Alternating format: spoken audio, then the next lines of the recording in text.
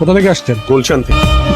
Sir এরা সব খাওয়া। আরে ভাই, আমরা তো রেগুলার খাই না, মাঝে মধ্যে বন্ধু বান্ধব একসাথে হলে একটু শখ করে খাই। সবগুলোকে গাড়িতে তোলেন। ব্রাদার এক মিনিট। আরে বড় লোকের ছেলে পেলে একটু ফুর্তি ফার্তা করবেই, ছেড়ে দাও। ব্রাদার একটু আগেই বললাম থানায় যেতে হবে, এখন পুরো তার উল্টো। ভাই দেশটা এভাবেই চলবে।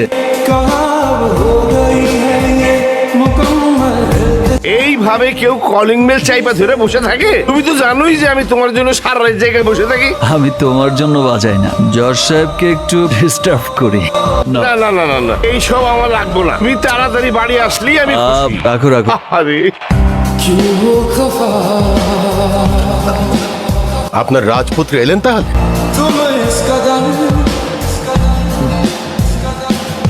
হাত মুখ ধোও নাই, পেটে কিছু পড়ে নাই, শুরু করে দিছো এই বিষ খাওয়া। আমি তো খাই না চাচা।